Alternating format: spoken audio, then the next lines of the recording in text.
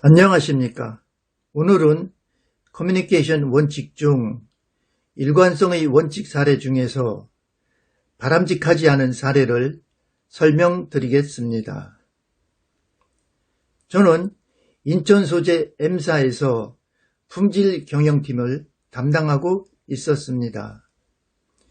품질부서 역할은 여러 가지이지만 그 중 하나는 품질 확보를 위하여 관련 부서를 업무 프로세스로 견제하는 것이었습니다. 하지만 품질 확보에 가장 큰 영향을 끼치는 사람은 대표이사입니다. 구성원들은 대표이사가 어떤 말을 하는지, 어떻게 행동하는지 항상 예의주시합니다. 먼저 일관성이 무엇인지 간단히 한번 생각하고 넘어가겠습니다.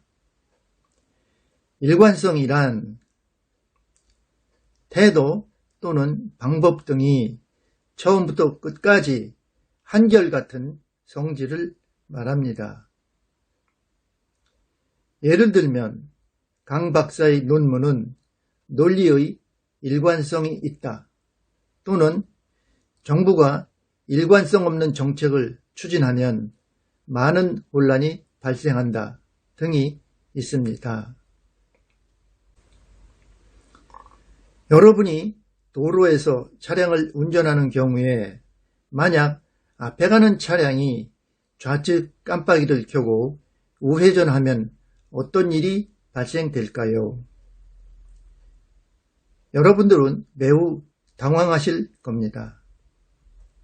조직에서 리더가 이렇게 한다면 조직 구성원들은 큰 혼란에 빠지겠지요. 우리 주위에서 일관성의 원칙이 벗어난 사례는 어떤 것이 있을까요? 신문이나 TV에서 가끔 이런 경우를 볼 수 있지요. 정책 또는 제도가 왼쪽 깜빡이를 켜고 오른쪽으로 운전한다 등의 표현을 가끔 볼 수 있습니다.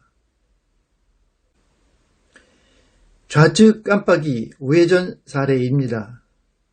하지만 실제로는 양측의 의견을 듣고 노무현 대통령은 실용적인 판단을 내린 사례입니다. 현재 지구온난화로 기상이변이 계속 발생되고 있습니다.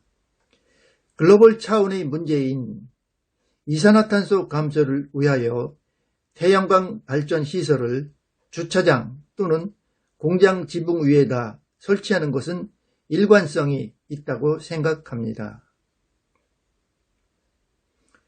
위 사진은 전남 영암군 코리아 인터내셔널 서킷 주차장에 건설된 태양광 발전소입니다. 이 태양광 발전소는 축구장 30개 면적의 주차장에 설치된 대규모 태양광 발전소입니다. 아래 사진은 전남 순천시 농산물 도매시장 지붕에 설치된 태양광 발전소입니다. 하지만 멀쩡히 잘 자라는 나무들을 베어내고 태양광 발전 시설을 짓는 경우는 일관성에 문제가 있다고 생각합니다. 지난해 국립산림과학원에서 나온 산지 태양광 발전 사업의 환경적 편익 및 손실 비교 분석 보고서에 따르면 35년 된 소나무 숲 1헥타르를 베어내고 태양광 시설을 20년간 운영하면 헥타르당 2억 4,100만 원의 환경적 편익을 얻습니다. 반면 숲을 20년 동안 그대로 유지한다면 헥타르당 3억 6,900만 원의 편익이 발생합니다. 휴대폰용 주요 부품입니다. 이 외에도 많은 부품이 휴대폰 조립에 필요합니다. M사는 휴대폰에 필요한 칩을 생산하여 글로벌 휴대폰 제조업체들에 납품을 하였습니다. 하지만 휴대폰의 라이프 사이클, 즉 수명 주기가 짧아서 납품업체들은 항상 부품 개발 납기에 쫓기게 됩니다. 납기에 늦으면 휴대폰 조립 라인이 정지하고 혹시라도 불량품이 납품되면 불량 휴대폰이 생산되므로 더 큰 문제가 발생하였습니다. 어느 날 부서장 회의에서 신모델 개발 지연으로 납기 문제가 걱정이라고 생산부장이 말을 하였습니다. 신뢰성이 문제가 되어 아직 양산 투입 인정 심사를 통과하지 못한 모델이었습니다. 대표이사는 어떻게 해서든지 빨리 해결하여 납기에 문제 없도록 하라고 지시하였습니다. 하지만 대표이사가 완벽한 품질 확보를 강조하지 않으면서 빨리를 강조하면 실무자는 대표이사의 발언을 왜곡할 가능성이 높습니다. 제조회사는 품질 확보를 위하여 프로세스를 준수하는 것이 매우 중요합니다. 하지만 경영자 또는 관리자는 상황이나 긴급성 등을 핑계로 프로세스 준수를 가끔 하지 않는 경우가 있습니다. 이런 경우 품질 사고가 발생할 가능성이 높습니다. 기업에서 볼 수 있는 연구 개발의 모습입니다. 요즘은 작은 부품들이 먼지나 이물질에 민감하여 클린 작업장을 많이 볼 수 있습니다. 품질을 보증하기 위한 여러 가지의 측정 항목 중 일부 항목을 측정한 사례입니다. 부서장 회의 완료 후 생산부장이 저를 찾아왔습니다.